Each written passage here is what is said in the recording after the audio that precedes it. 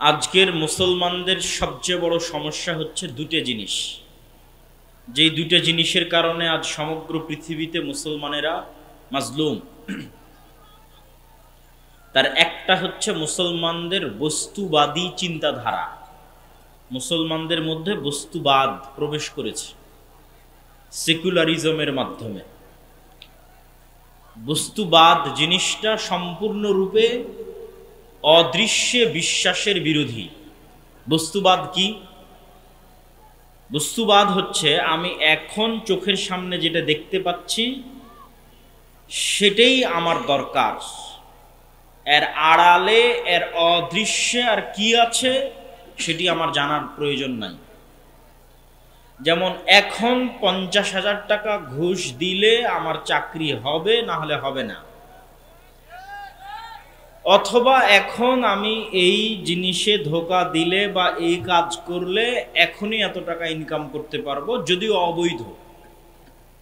তাহলে যেহেতু এখন ইনস্ট্যান্ট ইমিডিয়েট লাভ দেখা যাচ্ছে, সেটা যত অবৈধ এবং হারামি হোক না কেন, যেহেতু আমার চিন্তায় অদৃশ্যের উপর কোনো বিশ্বাস নাই, আমি বস্তুবাদ তথা যা চোখে দেখা যায় সেটাই আমার জন্য যথেষ্ট।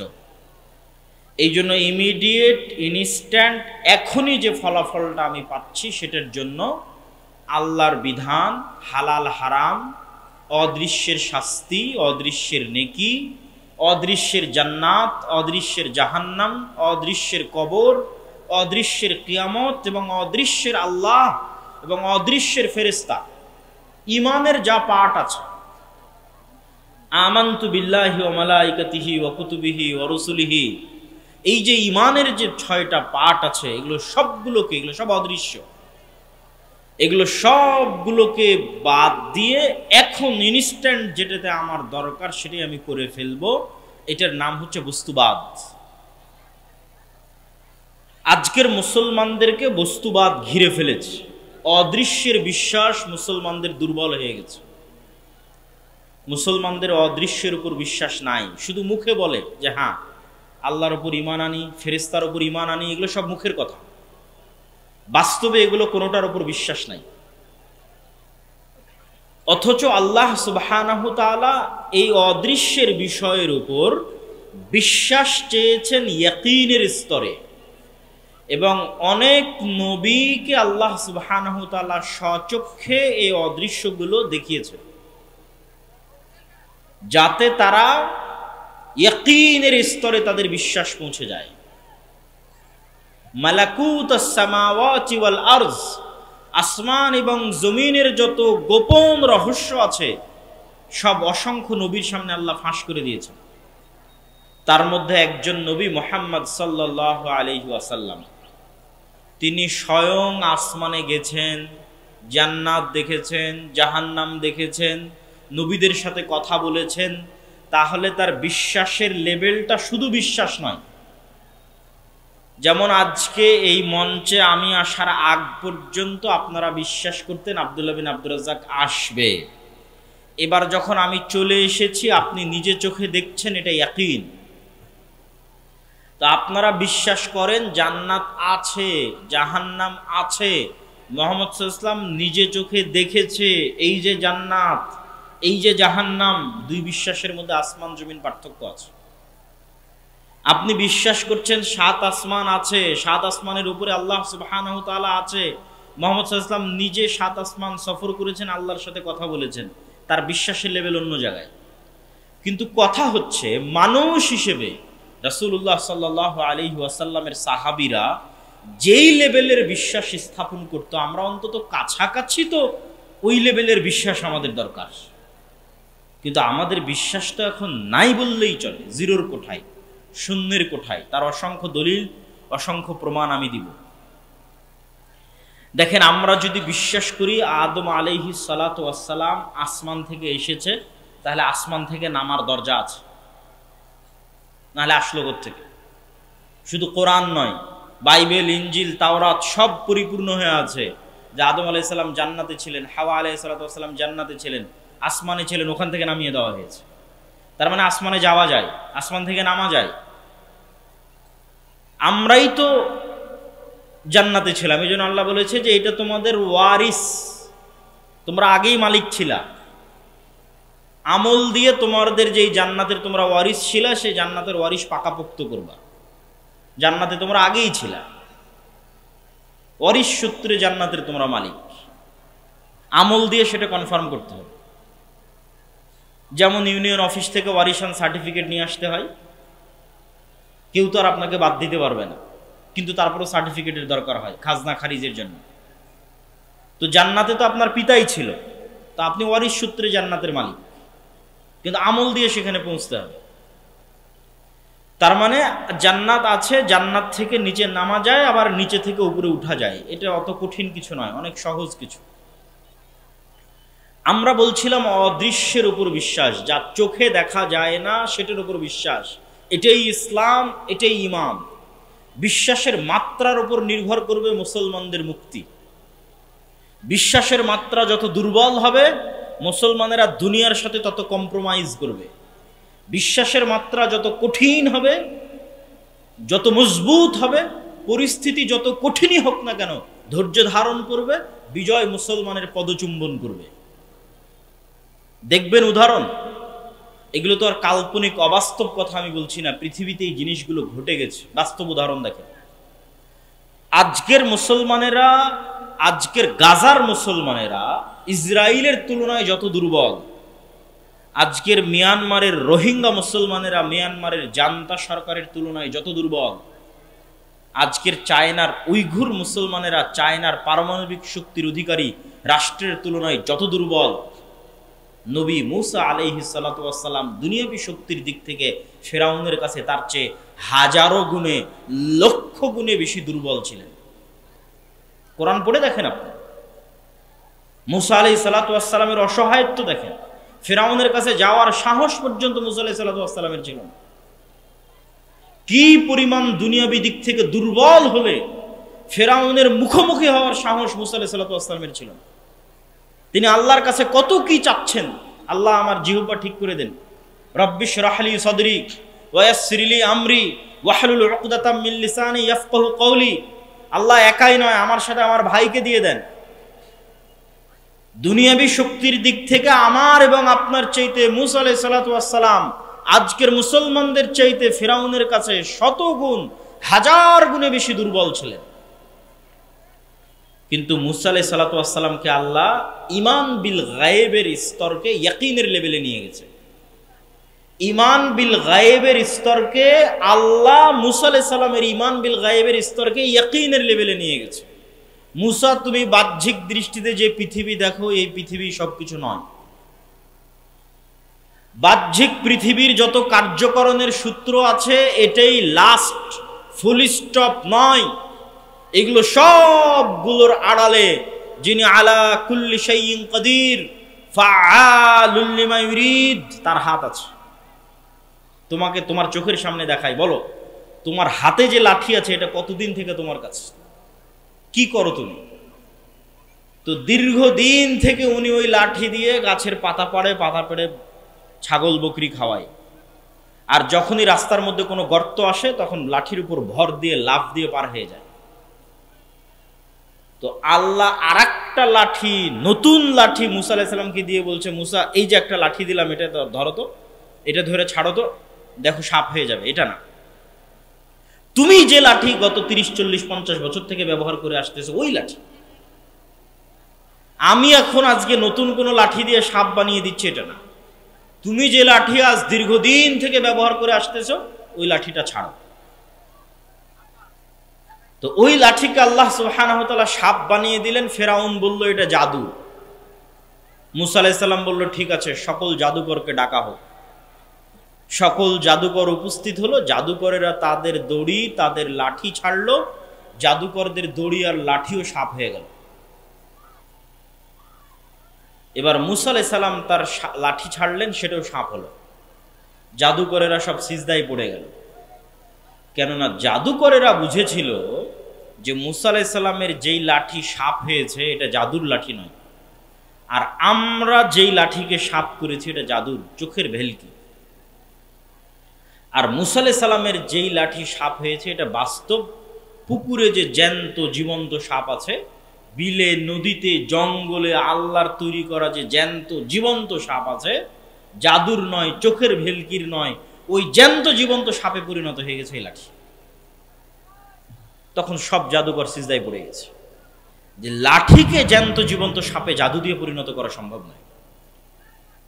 তাহলে মুসা আলাইহিস সালামকে আল্লাহ শিখাচ্ছে তুমি বাস্তবে যা দেখো তাই সব নয়, ঈমান বিল গায়ব রাখো, অদৃশ্যের উপর বিশ্বাস রাখো, ইয়াকিন রাখো। মুসা আলাইহিস সালাতু ওয়াস সালামের অদৃশ্যের উপর বিশ্বাস যখন ইয়াকিনের লেভেলে পৌঁছে গেল, তখন মুসা আলাইহিস সালাম আর ফেরাউনের সাথে কম্প্রোমাইজ করেনি। দুনিয়াবি দিক থেকে মুসা আলাইহিস সালাতু ওয়াস সালাম ফেরাউনের সাথে কম্প্রোমাইজ করেনি। আমি বক্তব্য শেষ করতে করতে কোনো মানুষ যেন দাঁড়িয়ে না থাকে, এটা অনুরোধ। বিদেশি মেহমানরা আসবেন, শায়েখ আব্দুর রাজ্জাক বিন ইউসুফ আসবেন, তাদের ধমক শোনার আগেই আপনাদের সরিষা বাড়ির সম্মান রক্ষার জন্য নিজেরাই বসে যান। সরিষা বাড়ির অসংখ্য মানুষ আহলে হাদিস সালাফি, এর আগেও বহুদিন অত্র অঞ্চলে দাওয়াতি সফরে আমাদের আসা হয়েছে। তাই অনুরোধ করব, স্বেচ্ছাসেবকদের অনুরোধ করব, বসার ব্যবস্থা করে দেন। বসার ব্যবস্থা না পেলে নিজেরাই নিজ দায়িত্বে বসে যান। এখানেও যারা দাঁড়িয়ে আছেন তারাও নয়, হাতের ডানে যারা দাঁড়িয়ে আছেন তারাও নয়, দয়া করে বসে পড়বেন। তো মুসা আলাইহিস সালাতু ওয়াস সালামের ঈমান বিল গায়বকে আল্লাহ ইয়াকিনের স্তরে নিয়ে গেছে, যার কারণে মুসা আলাইহিস সালাম ফেরাউনের সাথে দুনিয়াবি দিক থেকে কম্প্রোমাইজ করেনি। কেননা মুসা আলাইহিস সালাম জানতেন যে ফেরাউন দুনিয়াবি দিক থেকে যত শক্তিশালী হোক, আমার সাথে আল্লাহ আছেন যিনি আলা কুল্লি শাইইন কাদির, যিনি আমার হাতের লাঠিকে সাপ বানিয়ে দিয়েছেন জ্যান্ত জীবন্ত, উনি যা ইচ্ছা তাই করতে পারেন, কোনো বাধা নাই। অতএব কম্প্রোমাইজ হবে না, বিজয় হবেই হবে। তো কম্প্রোমাইজ ছাড়াই যখন মুসা আলাইহিস সালাতু ওয়াস সালাম সামনে দেখছেন বিশাল সমুদ্র, পিছনে বিশাল বাহিনী, মুসা আলাইহিস সালাম এটা জানতেন না যে রাস্তা তৈরি হবে, কিন্তু এটা জানতেন, ঈমান বিল গায়বের উপর ইয়াকিন ছিল, এটা জানতেন যে আল্লাহ সুবহানাহু ওয়া তাআলা আছে, কিছু না কিছু করবে ইনশাআল্লাহ, কোনো না কোনো রাস্তা বের হবে, কোনো না কোনো পথ বের হবে। আর আজকের মুসলমানদের ঈমান বিল গায়ব দুর্বল, তার একটা প্রমাণ নেবেন, তার একটা প্রমাণ দেখেন। মুসলমানদের ঈমান বিল গায়ব আল্লাহর অস্তিত্বের উপর, ফেরেশতার অস্তিত্বের উপর, পরকালের অস্তিত্বের উপর, পরকাল আছে, পরকালই বাস্তব, দুনিয়ায় সব কিছু নয়, পরকালের বিজয় বিজয়, দুনিয়ার বিজয় বিজয় নয়, পরকালের সম্মানই সম্মান, দুনিয়ার সম্মান কোনো সম্মান নয়। ইন্নাল ইজ্জাতা লিল্লাহি জামিআ, সকল সম্মানের মালিক একমাত্র আল্লাহ সুবহানাহু ওয়া তাআলা। বিশ্বাসের এই মেইন ফ্যাক্টর ঈমান বিল গায়বের এই মূলনীতিগুলোতে দুর্বল আছে দেখেই, বিশ্বাস কম আছে দেখেই আমরা মুসলমানেরা মন্দির পাহারা দিয়ে ভোট নেওয়ার পরিকল্পনা করতেছি। এটাই কম্প্রোমাইজ, যেটা মুসা আলাইহিস সালাম করেননি। শিরকের সাথে কম্প্রোমাইজ, বাতিলের সাথে কম্প্রোমাইজ। কেন? আমার কাছে এখন এটাই একমাত্র রাস্তা ক্ষমতায় যাওয়ার, এটাই হচ্ছে দুনিয়াবী চিন্তা ভাবনা, বস্তুবাদী চিন্তা ভাবনা, ম্যাটেরিয়ালিস্টিক চিন্তা ভাবনা। আপনি দেখছেন যে এটাই এখনই একমাত্র ক্ষমতায় যাওয়ার রাস্তা, আর আল্লাহ কোরআনে বলছেন সারা পৃথিবীর ক্ষমতায় যাওয়ার রাস্তা। সারা পৃথিবীর 50টা মানুষও যদি বের হয় বাংলাদেশের, 50টা মানুষ যাদের ইমানের লেভেল সাহাবীদের ইমানের লেভেলের মতো, এরা সারা পৃথিবী জয় করে ফেলবে। শুধু বাংলাদেশ না, সারা পৃথিবী। যাদের সৎ আমল সাহাবীদের সৎ আমলের মতো। কেননা মুসলমানদের যেগুলো পাওয়ার হাউস, শক্তির জায়গা, শক্তির যেগুলো টেকনোলজি, সেগুলোই তো মুসলমানেরা ছেড়ে দিয়েছে। মুসলমানদের প্রকৃত পাওয়ার হাউস হচ্ছে আল্লাহর সহযোগিতা, আর আল্লাহর সহযোগিতা পৃথিবীতে টেনে নিয়ে আসে, আল্লাহর সহযোগিতা পৃথিবীতে নামিয়ে নিয়ে আসে। এরকম অসংখ্য শক্তিশালী টেকনোলজি মুসলমানদের আছে, যেগুলো মুসলমানেরা ছেড়ে দিয়েছে। ছেড়ে দিয়ে শুধু দুনিয়াবী রাস্তা দিয়ে বিজয় অর্জন করতে হবে, কেন ঈমান বিল গায়েব নাই? কি সেই টেকনোলজি যেগুলো দিয়ে আল্লাহর অদৃশ্য মদদ পৃথিবীতে নেমে আসবে, টেনে নেমে নিয়ে আসা যাবে? তার আগে আল্লাহ সুবহানাহু ওয়া তাআলার অদৃশ্য কিছু মদদ দেখেন, সহযোগিতা দেখেন, সাহাবীদের ঈমানের স্তর দেখেন, সাহাবীদের ঈমানের স্তরের লেভেল দেখেন। ঈমানের 2 নম্বর পয়েন্ট হচ্ছে ঈমান বিল মালায়েকা, আমানতু বিল্লাহি ওয়া মালাইকাতিহি। 2 নম্বরেই আছে ফেরেশতাদের উপর বিশ্বাস। সবাই মুখে আপনারা বলবেন আজকে যে আমরা ফেরেশতার উপর বিশ্বাস করি, খুব কম মানুষ বাস্তবে ফেরেশতার উপর বিশ্বাস করে। কেউ বুকে হাত দিয়ে বলতে পারবে না যে সে বাস্তবে ফেরেশতার উপর বিশ্বাস করে। অথচ ফেরেশতার অস্তিত্বটা কেমন আপনাকে বোঝানোর জন্য বলি। আপনি জন্মের পর আপনার বাবা মাকে দেখেছেন, আমি যদি বলি এটা আপনার বাবা মা না, আপনার বাবা মা পৃথিবীতে নাই, বিশ্বাস করবেন না। আর আপনি বিয়ে করার পর আপনার সন্তান হয়েছে আপনার চোখের সামনে, আমি যদি বলি এটা আপনার সন্তান নয়, নাই, বিশ্বাস করবেন না। তো আপনার সন্তানের অস্তিত্ব আপনার কাছে যত বাস্তব, আপনার পিতা মাতার অস্তিত্ব আপনার কাছে যত বাস্তব, আপনার ভাই বোনের অস্তিত্ব আপনার কাছে যত বাস্তব, তার চেয়ে বেশি বাস্তব ফেরেশতার অস্তিত্ব। আরো যদি স্পষ্ট করে বলি, এখন আপনারা এখানে বসে আছেন, আমি যদি বলি যে না আপনারা এখানে কেউ বসে নাই, আপনারা এখানে কেউ বসে নাই, এ কথা সত্য হয়ে যেতে পারে। আপনারা বসে থাকার পর এ কথা সত্য হয়ে যেতে পারে, কিন্তু আপনাদের এখানে বসে থাকা যতটা বাস্তব, তার চেয়ে বেশি বাস্তব এখানে আল্লাহর ফেরেশতা আছে। আপনার অস্তিত্বের চেয়ে বেশি বাস্তব, আপনার পিতা মাতার অস্তিত্বের চেয়ে বেশি বাস্তব, আপনার সন্তান সন্ততি ভাই বোনের অস্তিত্বের চেয়ে বেশি বাস্তব। কেন আমি বলছি যে এগুলোর চেয়ে বেশি বাস্তব? কেননা মানুষ সৃষ্টি হওয়ার পর প্রথম কোনো মানুষের সাথে পরিচিত হয়নি। আমাদের সবার আদি পিতাকে আদম আলাইহিস সালাম। শুধু কোরআনে লেখা আছে না, আজকের বাইবেলেও লেখা আছে, আজকের তাওরাতেও লেখা আছে, old testament, new testament, Torah, আজকের যেটা 5000 বছরে বিকৃতির পর, সেটাতেও লেখা আছে যে সকল মানুষের আদি পিতা আদম আলাইহিস সালাম, যাকে আল্লাহ সৃষ্টি করেছেন আসমানে, জান্নাতে। তো আদম আলাইহিস সালামের সন্তান আমরা, তাহলে আমরা মানুষ। আমাদের আল্লাহ সর্বপ্রথম যখন সৃষ্টি করেছেন তথা আমাদের পিতা আদম আলাইহিস সালামকে, তখন আদম আলাইহিস সালাম সৃষ্টি হওয়ার পর আর একটা মানুষের সাথে পরিচিত হয়নি যে না এটা আদম, এই যে এটা তোমার বউ, আদম এই যে এটা তোমার বাবা মা, আদম এই যে এটা তোমার ছেলে মেয়ে, না। আদম আলাইহিস সালাম সৃষ্টি হওয়ার পর সর্বপ্রথম ভিন্ন জগতের 2টা প্রাণীর সাথে পরিচিত হয়েছে, একটার নাম ফেরেশতা আর একটার নাম জিন।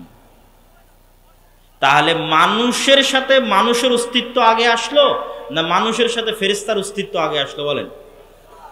তাহলে আপনার বাবা মায়ের অস্তিত্বের চাইতে, সন্তানের অস্তিত্বের চাইতে কার অস্তিত্ব সবার আগে? ফেরেশতার অস্তিত্ব সবার আগে। আপনি তো সৃষ্টি হওয়ার পরে আগে ফেরেশতাকে দেখছেন। ওয়াইজ ক্বালা রাব্বুকা লিল মালাইকাতি ইন্নী জাইলুন ফিল আরদি খলিফা ক্বালু আতাজআলু ফিহা মান ইফসিদু ফিহা ওয়া ইয়াসফিকুদ দিমা। আল্লাহ যখন ফেরেশতাদের ডেকে বললেন আমি মানুষ সৃষ্টি করতে চাই, ওয়াইজ কুলনা লিল মালাইকাতি ইসজুদু লি আদম ফাসাজাদু, আমি যখন ফেরেশতাদের ডেকে বললাম তোমরা আদমকে সিজদা করো, ফেরেশতারা সিজদা করলো, কিন্তু ইবলিস অস্বীকার করলো। তাহলে তখন আর আদম বাদে আর দ্বিতীয় কোনো মানুষ নাই, তখন আদম আছে, ফেরেশতা আছে, জিন আছে। তাহলে আপনার সন্তান সন্ততির অস্তিত্বের চাইতে, পিতামাতার অস্তিত্বের চাইতে আপনার সাথে ফেরেশতা আছে, এটা বেশি সত্য। ফেরেশতার অস্তিত্বের বিষয়ে তো জোর কেন দিচ্ছি? ফেরেশতা দিয়ে আল্লাহ সাহায্য পাঠায়। তো আল্লাহ কিভাবে ফেরেশতা দিয়ে সাহায্য করেছে তার কিছু উদাহরণ দেব। তার আগে ফেরেশতাদের অস্তিত্ব সম্পর্কে আরো 2-1টা জিনিস জানি। ফেরেশতাদের কি দিয়ে তৈরি করা হয়েছে বলেন তো? নূর দিয়ে তৈরি করা হয়েছে। নূর মানে আলো, কিন্তু এই আলো নয় যে বিদ্যুতের আলো, সূর্যের আলো দেখছেন, এই আলো নয়। One kind of light but not this light. নূর এক প্রকারের আলো, তবে এই আলো নয়। তাহলে আগে নূরের অস্তিত্ব থাকতে হবে, তাহলে ফেরেশতার অস্তিত্ব থাকবে, যেহেতু ফেরেশতা নূর থেকে তৈরি। আমাদের নবী মুহাম্মদ সাল্লাল্লাহু আলাইহি ওয়াসাল্লাম বলছেন আল্লাহুম্মা জাআল ফি কলবি নূরা ওয়া ফি সামঈ নূরা ওয়া ফি বাসরি নূরা। হে আল্লাহ, আমার অন্তরে নূর তৈরি করে দেন, হে আল্লাহ আমার কানে নূর তৈরি করে দেন, আমার চোখে নূর তৈরি করে দেন, লিসানি নূরা, আমার জিহ্বায় নূর তৈরি করে দেন, আমার ডানে নূর তৈরি করে দেন, বামে নূর তৈরি করে দেন, উপরে নূর তৈরি করে দেন, নিচে নূর তৈরি করে দেন, সামনে নূর তৈরি করে দেন, পিছনে নূর তৈরি করে দেন, আমার নফসে নূর তৈরি করে দেন, আর আমার নূরকে বাড়িয়ে দেন। রাসূল সাল্লাল্লাহু আলাইহি ওয়াসাল্লামের দোয়া। তাহলে নূর কিছু একটা যা চোখে তৈরি হয়, কানে তৈরি হয়, সামনে তৈরি হয়, পিছনে তৈরি হয়, এটা অস্তিত্বশীল একটা জিনিস। এটাকে ফিল করার জন্য, অনুভব করার জন্য উদাহরণ দেই। আপনার চোখের পাওয়ার আছে, কি দিয়ে বুঝবেন আপনার চোখের পাওয়ার আছে? মেশিন টেশিন দিয়ে মাপতে হয় চোখের পাওয়ার আছে। নিজে থেকে বুঝার কোনো উপায় নাই যতক্ষণ না চোখের পাওয়ার না কমে। চোখের পাওয়ার কমলে তখন ডাক্তারের কাছে যেতে হয়, কানের শ্রবণ শক্তি কমলে মেশিন লাগাতে হয়। তো আপনার চোখের পাওয়ার যেমন বাস্তব, কানের শ্রবণ শক্তির পাওয়ার যেমন বাস্তব, ঠিক এই কানে নূর তৈরি হয়, এই চোখে নূর তৈরি হয়, এটা ওইরকম বাস্তব। হার্টে চর্বি তৈরি হওয়া, হার্টে ব্লক তৈরি হওয়া যেমন বাস্তব, কালবে নূর তৈরি হয়, এটা এরকম বাস্তব। এবং যে কালবে নূর নাই ওটা মৃত। এবং কালব হচ্ছে পৃথিবীর সবচেয়ে সূক্ষ্ম থেকে সূক্ষ্ম আপার লেভেলের মেশিন। এত সূক্ষ্ম আপার লেভেলের মেশিন পৃথিবীতে মানুষের পক্ষে তৈরি করা সম্ভব নয়। যেমন আল্লাহ সুবহানাহু ওয়া তাআলা আমাদের মাথা, আমাদের ব্রেন, আমাদের মগজকে পৃথিবীর সবচেয়ে বড় সুপার কম্পিউটার করে দিয়েছেন। এই মগজের পরল দিয়ে পৃথিবীকে কয়েকবার মোড়ানো সম্ভব, এক একটা মাথার মগজের পরল দিয়ে। আর এই মগজকে ব্যবহার করে 1000 বছরের তথ্য সংগ্রহ করা সম্ভব। নূহ আলাইহিস সালাম 950 বছর বেঁচেছে, তার মানে নূহ আলাইহিস সালাম ছোটবেলায় যা করেছিল 950 বছর পর ওটাও মনে আছে। তাহলে ওর ব্রেনের গিগাবাইট স্মৃতি ধারণের সক্ষমতা 1000 বছর। 1000 বছরে যা করবে, যা দেখবে, যা শুনবে সব মনে থাকবে। তা আমরা তো ব্যবহার করছি মাত্র 50 বছর, 60 বছর, 70 বছর। এটা অনেক আপার লেভেলের মেশিনের একটা হচ্ছে এই ব্রেন। কাফা বিনাফসিকা লিয়াউমা আলাইকা হাসিবা। আজকে মানুষ তোমার হিসাব নেওয়ার জন্য তুমিই যথেষ্ট। মানুষ তার নিজের হিসাব নেওয়ার জন্য কিভাবে যথেষ্ট? ওই ক্যামেরাগুলো যেমন আমার দিকে তাকিয়ে আছে, ক্যামেরাগুলো আমার কথা এবং আমার দৃশ্য রেকর্ড করে আর মেমোরিতে সেভ করতেছে। তো আমার এই চোখের লেন্স ক্যামেরার লেন্সের চেয়ে পাওয়ারফুল। তাহলে আমার চোখের লেন্সের যে ক্যামেরা, এটাতে যেটা দেখতেছি এটা কোথায় সেভ হচ্ছে? মেমোরিতে সেভ হচ্ছে। তাহলে কাফা বিনাফসিকা লিয়াউমা আলাইকা হাসিবা, তুমি তোমার হিসাব নেওয়ার জন্য তুমিই যথেষ্ট, খালি মেমোরি ট্রান্সফার করতে হবে। কয়দিন পর বিজ্ঞানীরাই তো মানুষের ব্রেনের থেকে মেমোরি ট্রান্সফার করবে, ওই প্রযুক্তি নিয়ে আসতেছে। তাহলে আপনি যা চোখে দেখতেছেন তা তো আপনার নিজের ব্রেনেই সেভ হয়ে আছে, আর প্রমাণের কি দরকার? ওই ক্যামেরার মতো সেভ হয়ে আছে। আপনি যা করতেছেন তা তো আপনার ব্রেনেই সেভ হয়ে আছে। আপনি কান দিয়ে যে গান শুনতেছেন ওটা তো আপনার ব্রেনেই সেভ হয়ে আছে। কাফা বিনাফসিকা লিয়াউমা আলাইকা হাসিবা, তোমার হিসাব নেওয়ার জন্য তো তুমিই যথেষ্ট। তোমার মেমোরির ডাটা ট্রান্সফার করলেই তুমি দেখতে পাবা যে তুমি মোবাইলে কি দেখেছো, কানে কি শুনেছো, আর মানুষকে কি বলেছো। এত ভয়ঙ্কর মেশিন মানুষের সাথে লাগানো আছে। আর মানুষের চোখের লেন্স ক্যামেরার চাইতে মজবুত, এটা বুঝবেন কি দিয়ে? ক্যামেরার ছবি সুন্দর লাগে, বাস্তবে চোখে গেলে সুন্দর লাগে না কেন? এই বাস্তব আকাশের দৃশ্য এখন পর্যন্ত পৃথিবীর কোনো ক্যামেরা ধারণ করতে পারেনি। আপনি গুগলে গিয়ে আকাশের, রাতের আকাশের যত দৃশ্য দেখবেন সব ডিজাইন করা, ফটোশপ, ইনডিজাইন, এগুলো দিয়ে ডিজাইন করা, এআই দিয়ে ডিজাইন করা। এই আকাশ একমাত্র মানুষের চোখের লেন্স দিয়ে উপভোগ করা সম্ভব। পুরো আকাশের এই দৃশ্য ধারণ করবে এত সুন্দর করে, এরকম বাস্তব এরকম কোনো ক্যামেরাই আসেনি পৃথিবীতে। তাহলে সিসি ক্যামেরা দিয়ে যখন ধরতেছে তখন আপনি ভয় পাচ্ছেন, তা আপনার সাথেই তো আপনার সিসি ক্যামেরা আছে। আপনি নিজেই তো আপনার সিসি ক্যামেরা দিয়ে মোবাইল দেখতেছেন, আপনার ব্রেনে সেভ করতেছেন। কাফা বিনাফসিকা লিয়াউমা আলাইকা হাসিবা, তোমার হিসাব নেওয়ার জন্য তুমিই যথেষ্ট, তোমার নিজের মেমোরি যথেষ্ট, শুধু ডাটা ট্রান্সফার করে তোমাকে দেখাতে হবে। তো আমরা বলছিলাম যে আমাদের কালব আপার লেভেলের মেশিন, অতি সূক্ষ্ম, এইটা ব্রেনের চাইতেও সূক্ষ্ম। ব্রেন দিয়ে, মোবাইল দিয়ে, কম্পিউটার দিয়ে মানুষে মানুষে যোগাযোগ হয়। আর পৃথিবীর একমাত্র মেশিন, বিজ্ঞানীরা এলিয়েন খুঁজে বেড়াচ্ছে, পৃথিবীর একমাত্র মেশিন যেটা দিয়ে শুধু মানুষের সাথে ভালোবাসা হয় না, শুধু মানুষের সাথে সম্পর্ক হয় না, শুধু মানুষের প্রতি আবেগ অনুভূতি তৈরি হয় না, যেটা দিয়ে ভিন্ন জগতের দুইটা প্রাণীর সাথেও বন্ধুত্ব হয়, একটা ফেরেশতা, একটা শয়তান।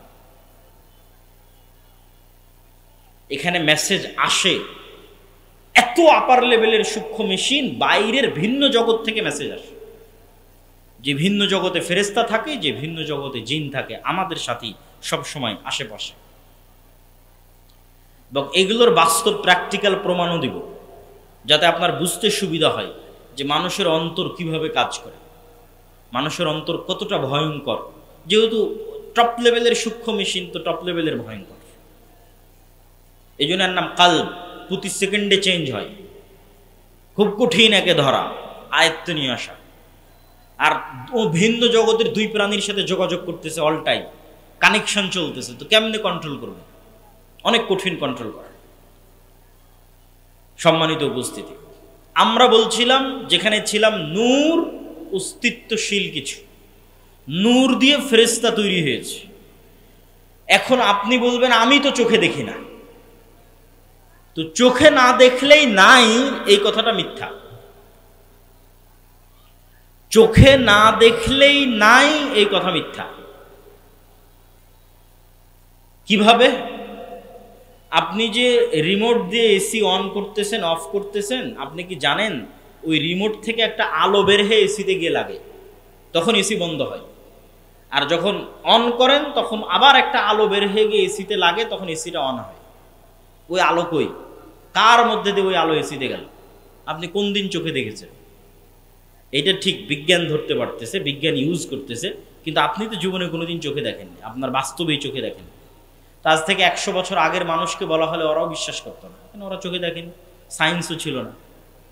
ওই যে ওরা লাইভ চালাচ্ছে, ভিডিও প্রচার করতেছে, এটা আলোর ওয়েভের মধ্যে দিয়ে যাচ্ছে। আমি ফোনে কথা বলতেছি, এখান থেকে আমেরিকা কথা সাথে সাথে চলে যাচ্ছে, ঢাকা চলে যাচ্ছে, রাজশাহী চলে যাচ্ছে। এই কথাটা যাচ্ছে কিসের মধ্যে দিয়ে? এই যে লাইট আছে পৃথিবীতে আর ওয়েভ আছে, বলেছিলেন যুদ্ধের মাঠে সাহাবীরা শুনতে পেয়েছিলেন। তো কেমনে গেছে? কে নিয়ে গেছে? কোন দিন চোখ দিয়ে দেখেছে? ওদের কাছে এটা গায়েব। আজ থেকে 100 বছর আগে পৃথিবী থেকে যত মানুষ চলে গেছে, সবার কাছে এটা গায়েব। আজকে আপনার কাছে বাস্তব সচক্ষে দেখতেছেন, এই গায়েবের দরজা, পর্দা আল্লাহ উঠিয়ে নিয়েছে। কথা কিভাবে এখান থেকে সেকেন্ডে আমেরিকা, লন্ডন চলে যাচ্ছে, চোখে দেখছেন না, কিন্তু সায়েন্স অ্যান্ড টেকনোলজি কাজ করতেছে, এই গায়েবের পর্দা আল্লাহ উঠিয়ে নিয়েছে।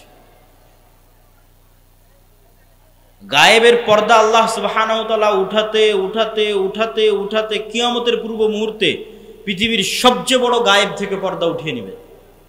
পৃথিবীর সবচেয়ে বড় গায়েব হচ্ছে মৃতকে জীবিত করা। এটা যে 6টা ঈমান আছে, এই 6টা ঈমানের টপ ঈমান হচ্ছে দুটো, কোরআনে এবং হাদিসে যখনই একসাথে এসেছে দুটো। আল্লাহর উপর বিশ্বাস রাখো, মরার পর জীবিত হবে, এটার উপর বিশ্বাস রাখো। তো কেউ তো নিজের চোখে দেখেনি যে মরার পর জীবিত হয়। এটা পৃথিবীর অনেক বড় একটা গায়েব, যে মরার পরে মানুষ জীবিত হবে। তো এই যে আজ থেকে 100 বছর আগে যেটা গায়েব ছিল, কথা এখানে বলবো শোনা যাবে রাজশাহীতে, কথা এখানে বলবো দেখা যাবে ঢাকায়, এইরকমই গায়েবের পর্দা উঠতে উঠতে উঠতে উঠতে মরা মানুষ জীবিত হবে, এটা মানুষ পৃথিবীতে দেখবে, আল্লাহ দেখাবে। আর ওটা পৃথিবীর সবচেয়ে বড় ফিতনা, দাজ্জাল। দাজ্জালের হাত দিয়ে আল্লাহ সুবহানাহু ওয়া তাআলা এটা দেখাবে। আল্লাহর অনুমতিতে, আল্লাহর অনুমতিতে, আল্লাহ সুবহানাহু ওয়া তাআলার চাওয়ায়, আল্লাহর দেওয়া শক্তিতে দাজ্জাল সত্যই মরা মানুষকে জীবিত করবে। কবর থেকে আপনার যে বাবা মারা গেছে সে উঠে আসবে এবং কথা বলবে আপনার সাথে। কবর থেকে আপনার যে মরা মা মারা গেছে সে উঠে আসবে এবং আপনার সাথে কথা বলবে। আপনার দাদা দাদি মারা গেছে, উঠে আসবে, উঠে এসে আপনার সাথে কথা বলবে, জ্যান্ত জীবন্ত। এখন শুনতে মনে হচ্ছে কাল্পনিক, তো 100 বছর আগে তো এটাও কাল্পনিক, যে আমি এখানে কথা বলবো শোনা যাবে ঢাকায়, এখানে কথা বলবো দেখা যাবে ইংল্যান্ডে। এ তো বিশাল কাল্পনিক বিষয় এটা। 100 বছর আগের মানুষ তো পাগল হয়ে যাবে এই কথা শুনলে। এই রকমের মানুষ সচক্ষে দেখবে যে মরা মানুষ জীবিত হচ্ছে। মরা মানুষ জীবিত করা এত সহজ, এটাও একটা গায়েব, বড় গায়েব। তাহলে গায়েবের উপর বিশ্বাস, অদৃশ্যের উপর বিশ্বাস,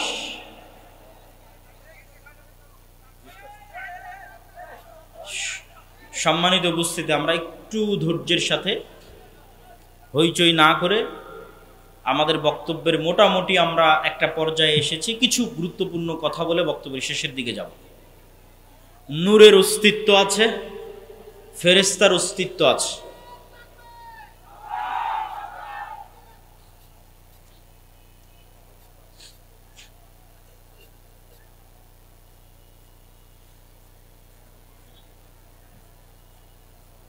নূরের অস্তিত্ব এবং ফেরেশতার অস্তিত্ব, এই সম্পর্কে রাসূল সাল্লাল্লাহু আলাইহি ওয়াসাল্লামের জীবদ্দশার দুই একটা সংক্ষিপ্ত হাদিস, একদম সারমর্ম টেনে বক্তব্যের শেষের দিকে চলে যাব।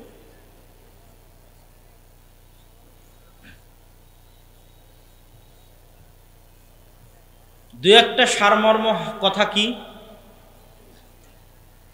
রাসূল সাল্লাল্লাহু, এখনই করে ফেলছি আমার বক্তব্যের শেষের দিকে।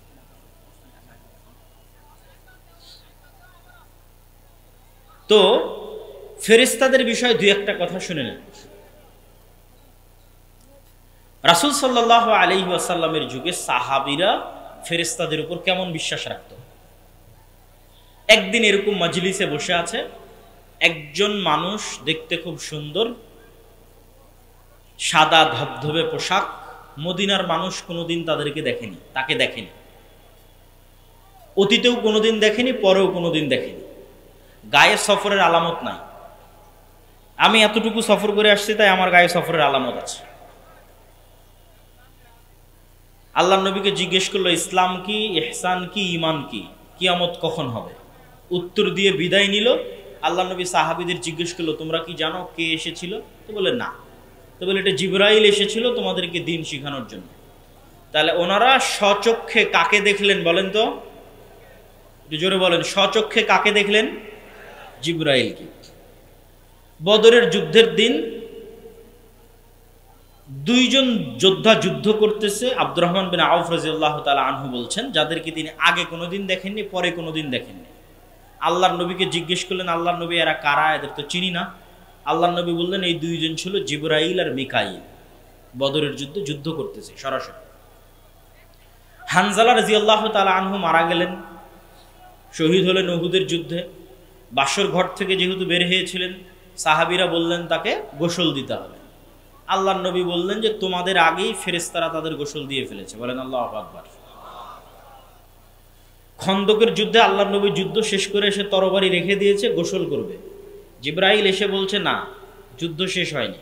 ইহুদিদের 3টে গোত্র, বানু কুরাইজা, বানু কায়নুকা, বানু নাজির, এরা গাদ্দারি করেছে, এদের শাস্তি দিতে হবে, বের হও। আনাস রাদিয়াল্লাহু তাআলা আনহু বলছে, আল্লাহর নবী আমাদের আদেশ দিলেন বের হওয়ার জন্য। আমরা এই ইহুদি গোত্রের উদ্দেশ্যে যখন বের হলাম, ধরেন সরিষাবাড়ি, আমরা এখন একসাথে বের হচ্ছে, আমাদের আগে 30টা মোটর সাইকেল। তো 30টা মোটর সাইকেলের উড়ন্ত ধুলা দেখা যাচ্ছে।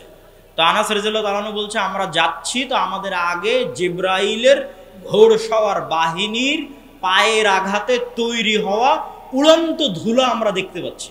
আল্লাহু আকবার। তো এরকম কত শত বর্ণনা আপনাদের দিব বেহিসাব। সাদ বিন মুআজ মারা গেছে, রাসূল সাল্লাল্লাহু আলাইহি ওয়াসাল্লাম বলছে তার জানাজায় 70,000 ফেরেশতা অংশগ্রহণ করেছে। রাসূল সাল্লাল্লাহু আলাইহি ওয়াসাল্লাম বলছেন, আজকে জিবরাইল আসেনি, বাড়িতে ছবি ছিল। জিবরাইল আমাকে বলতেছে মেসওয়াক করেন, আপনার মুখের গন্ধ কষ্ট পাই। মেসওয়াক করতে করতে রাসূলের দাঁতের আশেপাশের গোশত ছিলে গেছে।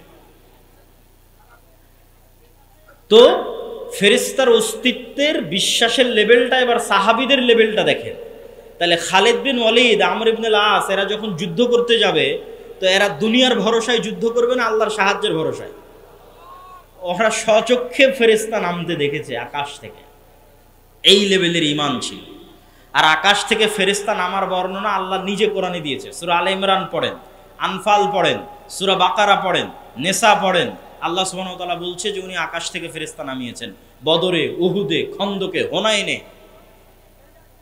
তো আজকের মুসলমানদের তো বিশ্বাসই নাই যে ফেরেশতা আছে, তো ফেরেশতা সাহায্য করবে আল্লাহর পক্ষ থেকে, এটা তো আরো পরে। বিশ্বাসই তো নাই যে ফেরেশতা আছে। সম্মানিত উপস্থিতি,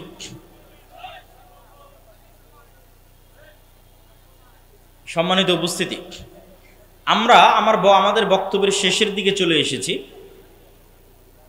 তো ফেরেশতাদের প্রতি ঈমানের মজবুতি সাহাবীদের কোন পর্যায়ে ছিল সেটা দেখাচ্ছিলাম। তার সাথে দুই একটা শিক্ষণীয় কথা বলে বক্তব্যের শেষের দিকে চলে যাব। ফেরেশতাদের সাথে বন্ধুত্ব হয়, শয়তানের সাথে বন্ধুত্ব হয়।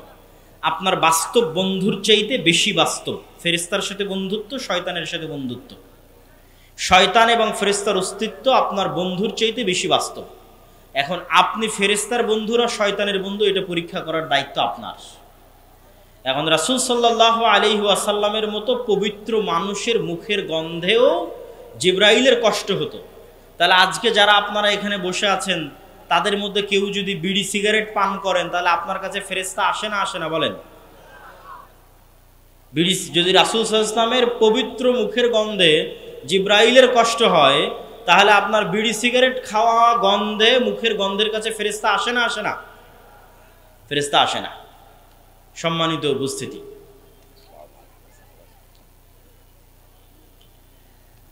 তাহলে আপনি কার বন্ধু? ফেরেশতার বন্ধু না শয়তানের বন্ধু? শয়তানের বন্ধু। অতএব এখন থেকেই চিন্তা করেন আপনি কার সাথে আছেন। পেশাব করে যত্নশীল হন না, পবিত্র হন না, দাঁড়িয়ে পেশাব করেন। আর ফেরেশতারা হচ্ছে পুত পবিত্র। তাহলে যে ব্যক্তি 5 ওয়াক্ত সালাত আদায় করে, নিয়মিত ওযু করে, ওযু ভাঙলেই ওযু করে, ওই ব্যক্তির কাছে ফেরেশতা আছে না? যে পেশাব করে পানি নেয় না সেই ব্যক্তির কাছে ফেরেশতা আছে। যে পেশাব করে পানি নেয় না ওর কাছে শয়তান আছে। বাড়িতে যখন ঢুকছেন সালাম দিচ্ছেন না, কে আছে? শয়তান আছে। খাচ্ছেন যখন বিসমিল্লাহ বলছেন না, কে আছে? শয়তান আছে।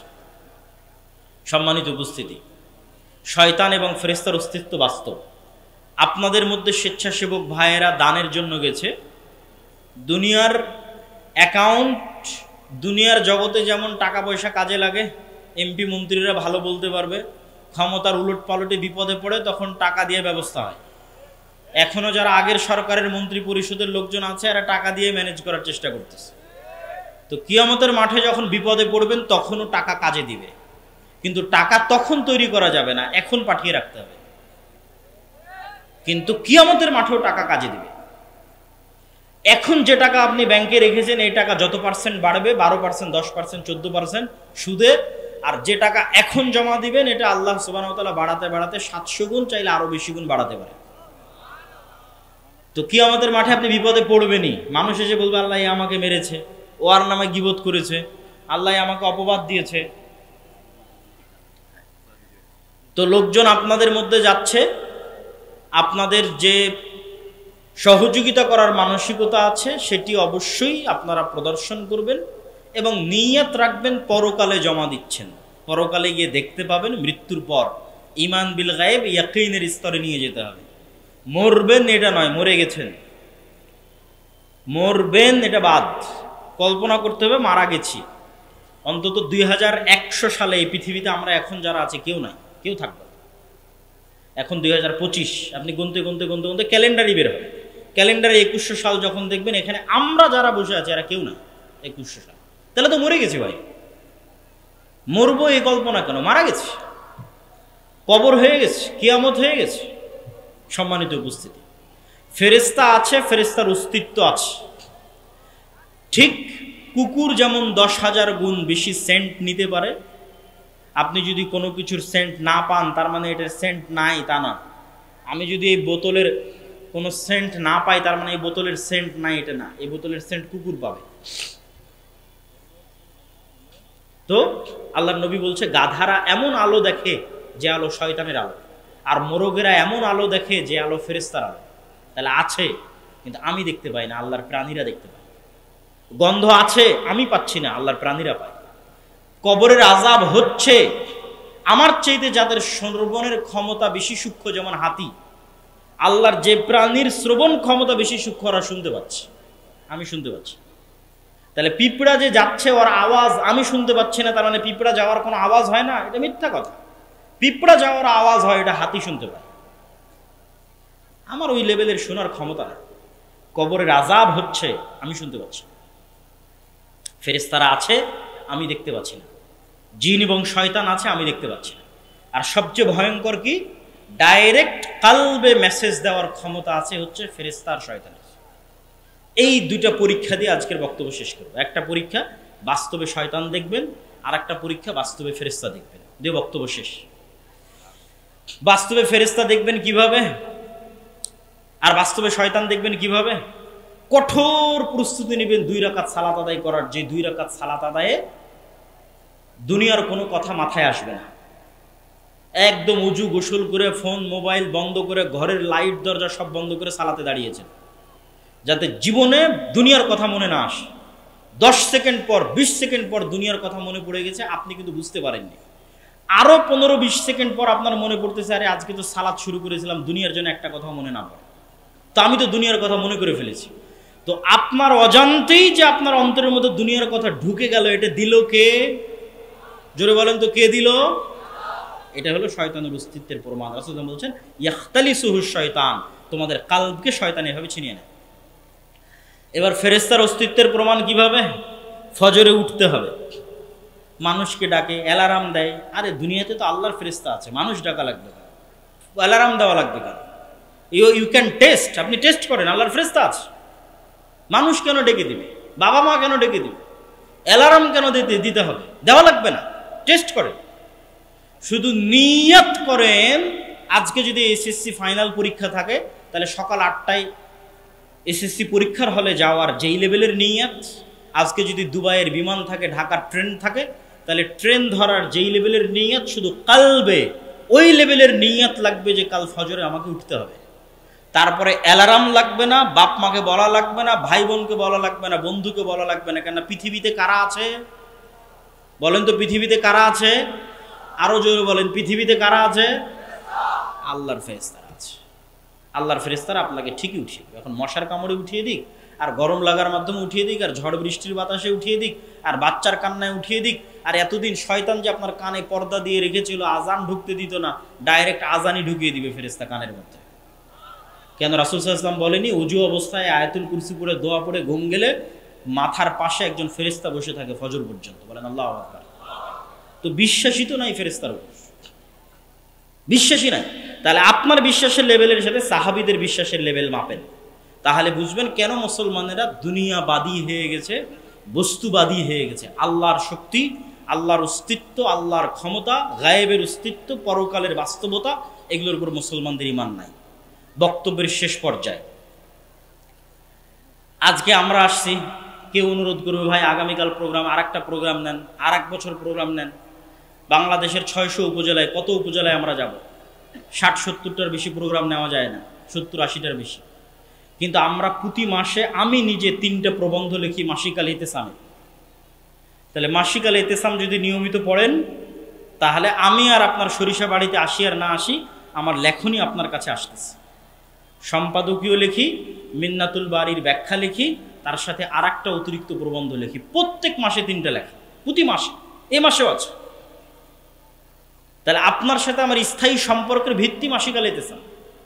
1 বছরের জন্য ফাইনাল গ্রাহক এবং এজেন্ট হতে 450 থেকে 500 টাকা লাগে, আর প্রতি মাসের 25 থেকে 30 টাকা লাগে। আপনার একদিনের চায়ের বিল, একদিনের পেঁয়াজি সিংড়ার বিল, পুরীর বিল। কিন্তু ওইটা আপনার সাথে আমাদের পার্মানেন্ট রিলেশন তৈরি করে। দাওয়া ইলাল্লাহর মাধ্যমে সারা দেশে আমরা মক্তব চালাচ্ছি। আপনাদের জামালপুরেও আমাদের মক্তব চলে। সারা বাংলাদেশে 600টা মক্তব আমাদের কাছে ট্রেনিং নিয়েছে। এই 600 মক্তবের শিক্ষকদের রাজশাহীর যাতায়াত খরচ, রাজশাহীতে 1 সপ্তাহ থাকা খাওয়া এবং ট্রেনিং দেওয়ার খরচ, এবং এই 600 মক্তবের ছাত্রদের কায়দা সম্পূর্ণরূপে আমাদের পক্ষ থেকে বহন করা হয়েছে, আলহামদুলিল্লাহ, আল্লাহর দয়া। এবং এই কার্যক্রম এখনো চলমান। তাহলে আপনার না টাকা লাগতেছে, না যাতায়াত খরচ দিতে হচ্ছে, না বই লাগতেছে। আর এই মক্তবগুলো নিয়ে আমাদের জাতীয় মক্তব প্রতিযোগিতা হচ্ছে, যেটা রমজানে টিভি চ্যানেলে প্রচারিত হবে, যেটার বাজেট প্রায় 50 লক্ষ টাকা। এবং এটা বাংলাদেশে প্রথম মক্তব কেন্দ্রিক টিভি চ্যানেলে রিয়েলিটি শো আয়োজিত হচ্ছে। মক্তবের বাচ্চারা টিভিতে যাবে। তাহলে কেন আপনি আপনার মসজিদকে দাওয়া ইলাল্লাহর সাথে সম্পৃক্ত করছেন না? অবশ্যই করবেন, এটা দায়িত্ব। যারা অত্র অঞ্চলে দায়িত্ব পালন করছে আমাদের সাথে যোগাযোগ করে, তাদের মাধ্যমে যোগাযোগ রেখে প্রত্যেক মাসেই 3-4টা করে ট্রেনিং থাকে দাওয়া ইলাল্লাহর বক্তব্য। আপনাদের অঞ্চলের যে শিক্ষা প্রতিষ্ঠানগুলো আছে সেগুলোকে জামিয়া সালাফের সাথে মুআদালা করে।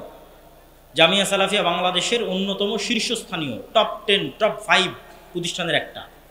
দেশি বিদেশি, সৌদি, ভারত, পাকিস্তানের শিক্ষকদের আনাগোনা, যেখানে আগামী 6-7 নভেম্বর সালাফি কনফারেন্স আছে। আপনাদের দাওয়াত, যাবেন তো ইনশাআল্লাহ? ইনশাআল্লাহ।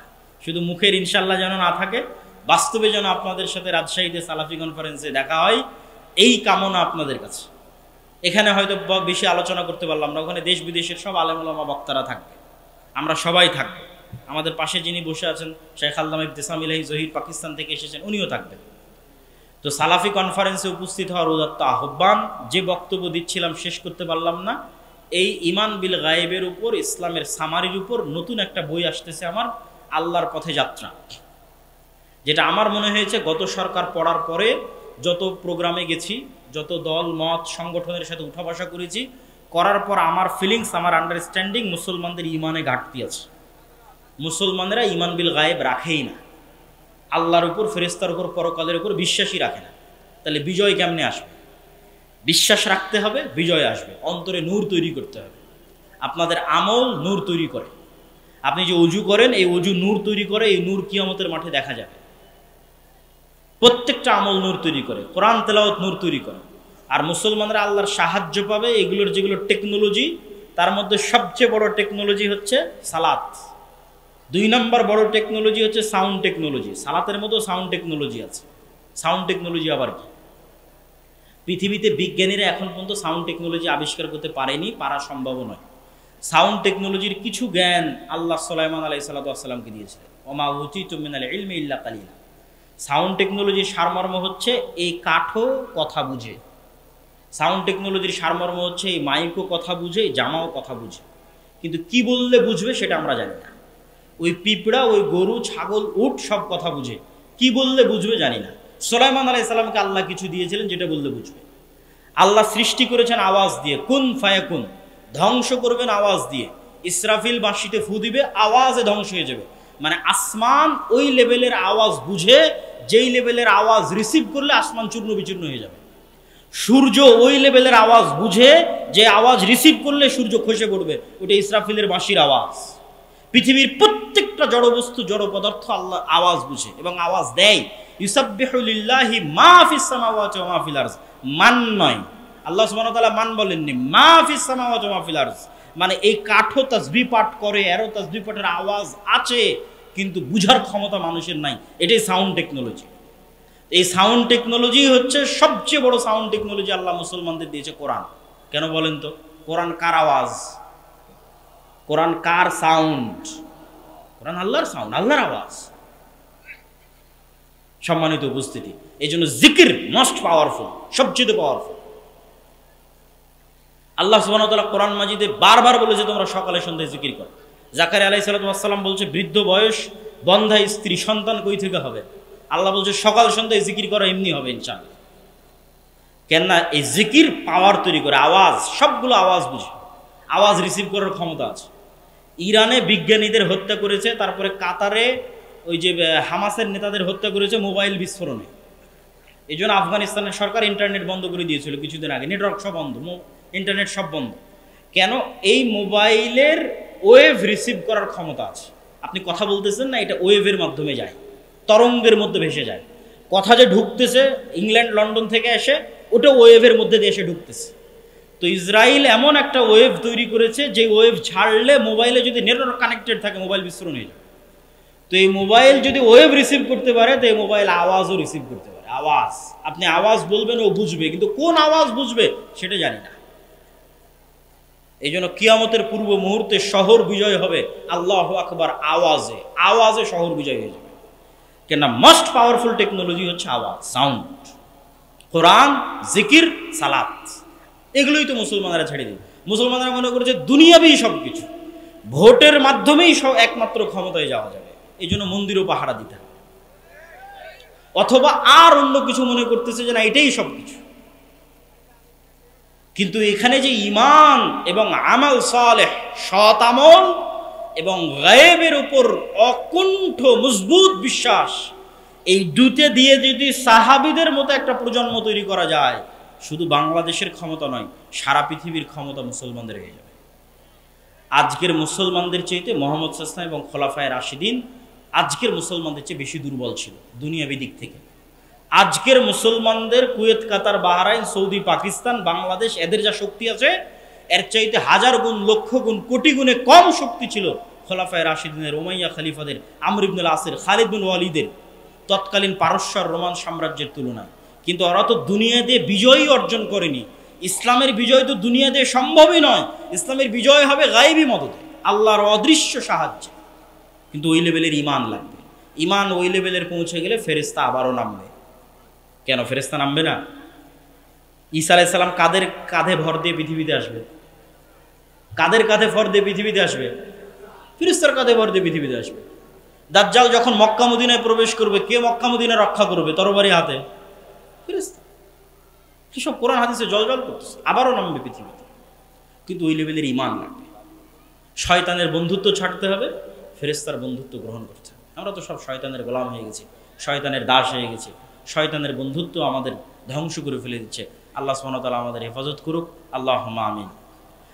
মাসিক আল ইতিসাম ক্রয়ের দাওয়াত, আমাদের যে বই পুস্তকগুলো আছে সেগুলো দেখার দাওয়াত, আগামী 6-7 নভেম্বর, আগামী বলতে পরশুদিন সালাফি কনফারেন্সে উপস্থিত হওয়ার দাওয়াত রাজশাহীতে। এই কয়েকটা দাওয়াত দিয়ে আজকের সংক্ষিপ্ত বক্তব্য এখানেই শেষ করছি। আসসালামু আলাইকুম ওয়া রাহমাতুল্লাহি ওয়া বারাকাতুহু। আবার কি যাবে? আচ্ছা, আপনাদের মধ্যে যদি আবারও স্বেচ্ছাসেবকরা যায়, আপনারা দয়া করে আন্তরিকভাবে যতদূর সম্ভব হবে সহযোগিতা করবেন।